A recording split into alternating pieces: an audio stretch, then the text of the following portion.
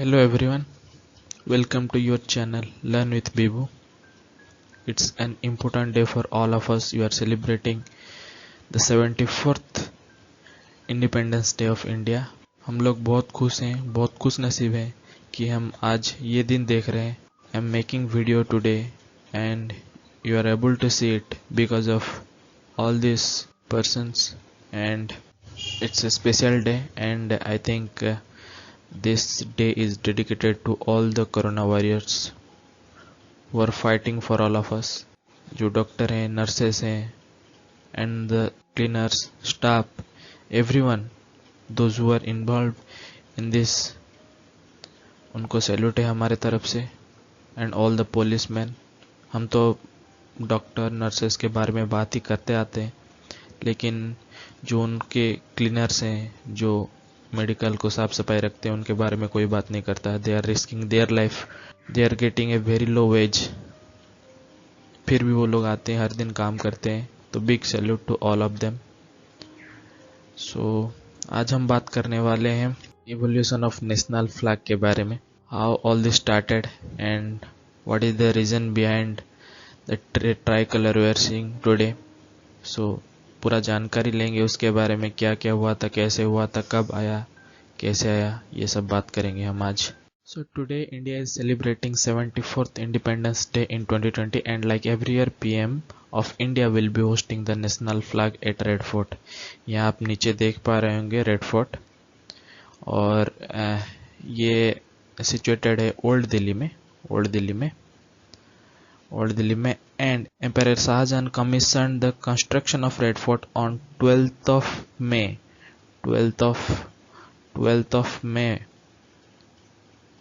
1638. ये आपको याद रखना है, 1638 when he decided to shift his capital from Agra to Delhi. तो हम पहले बात करेंगे डिजाइन के बारे में. इसका डिजाइन किसने बनाया, बिकॉज ये बहुत ही इंपॉर्टेंट है. डिजाइन किसने बनाया. The design of Indian tricolour is largely attributed to Pingali Venkayya, an Indian freedom fighter. ये है पिंगाली भेंकैया जो आप स्क्रीन पर देख रहे हैं. इनका ये फोटो लगा हुआ है यहाँ पे. और he was an Indian freedom fighter and the designer of the national flag. उनका बहुत ही ज़्यादा कंट्रीब्यूशन रहा है, इसके लिए उनको भारत रत्न में भी मिला. He proposed a basic design of the flag consisting of two red and green bands to symbolize the two major communities, Hindu and Muslim. तो इन्होंने जब फ्लैग का डिज़ाइन बनाया था तो उन्होंने दो स्ट्रिप बनाए थे, एक रेड का एंड एक ग्रीन का. तो उन्होंने पहले जो रेड का बनाया था वो हिंदू के लिए, एंड दूसरा वाला जो था वो था green symbolise the Islamic community. तो बाद में Mahatma Gandhi suggested adding a white band to represent the peace and rest of the communities living in India and spinning wheel to symbolise the progress of the country. तो महात्मा गांधी ने फिर suggest किया कि आप ये वाइट का बैंड जो है उसको भी ऐड कर लो, जो कि पीस का सिंबल है. रेस्ट ऑफ कम्युनिटीज भी इनमें ऐड हो जाता है. बहुत सारे कम्युनिटीज हैं इंडिया में, बहुत सारे रिलीजियंस हैं इंडिया में.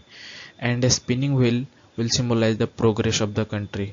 और जो स्पिनिंग व्हील है वो देश का प्रोग्रेस को बताएगा. तो इस तरह से तीन कलर्स आना शुरू हुए. तो देखिए तब की बात है जब महात्मा गांधी को ये रियलाइज हो चुका था कि फ्लैग का कलर क्या बनना चाहिए और बहुत कुछ. इसलिए उनको हम महान मानते हैं, और उनके बारे में बताना जरूरी भी नहीं है मुझे. आजकल तो हर कोई इनको साथ लेके घूमता है, उनके बिना तो इकोनॉमी ही डाउन है पूरा.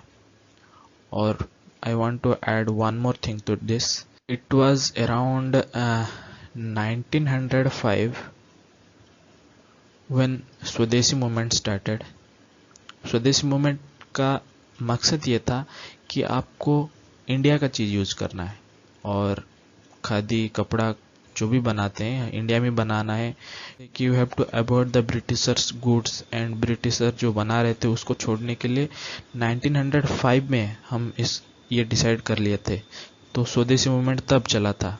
एंड वी आर ऑन 2020 में है अब हम, और we still on, it's been I think around more than 100 years and we are still working on all these things.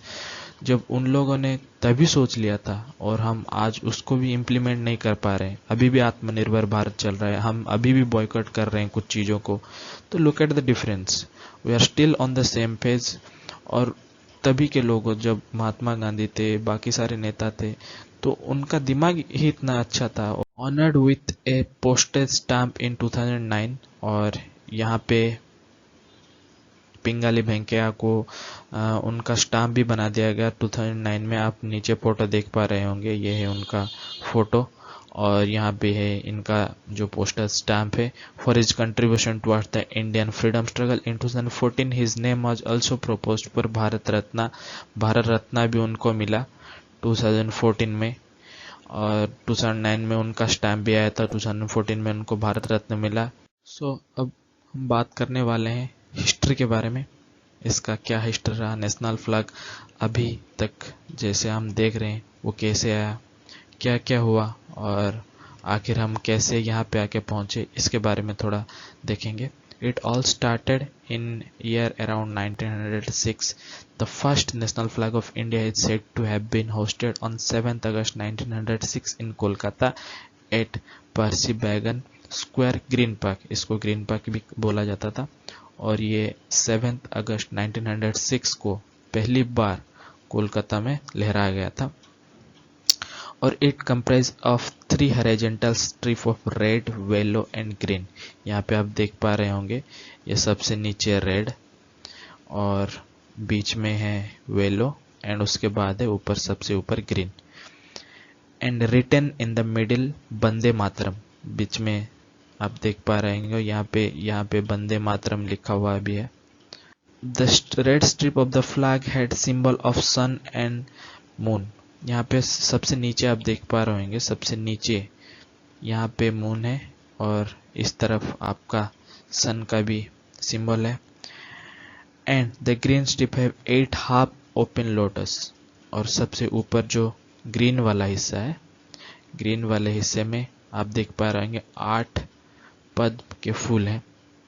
तो ये पहली बार जब 1906 में नेशनल फ्लैग को होस्ट किया गया था, तब ऐसा कुछ था इंडिया के flag. In 1907, Madam Kama and her group exiled revolutionaries hosted an Indian flag in Germany in 1907, and this was the first Indian flag to be hosted in foreign land.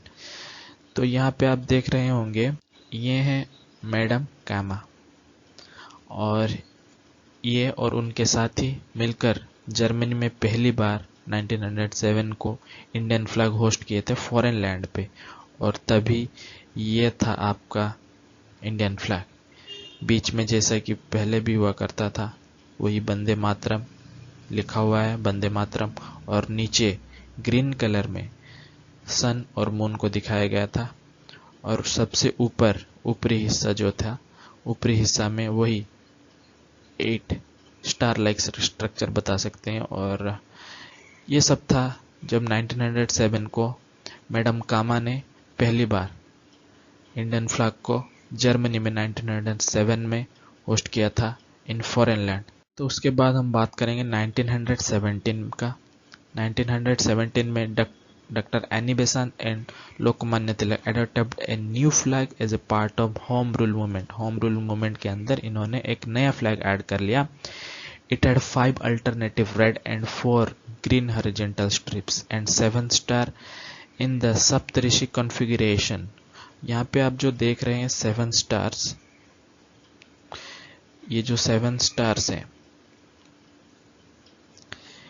ये सप्तऋषि को दर्शाता था। ये होम रूल मूवमेंट के अंदर add किया गया।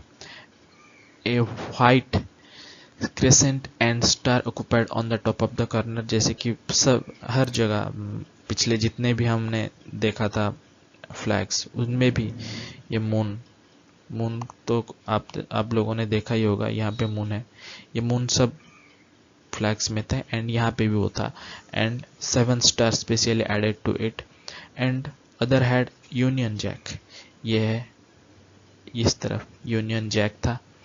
तो मोर और लेस ये था फ्लैग हमारा इन 1917, जहाँ पे any Besant and Lokmanya Tilak adopted this flag under the home rule movement. Home rule movement के अंदर ये आ गया था।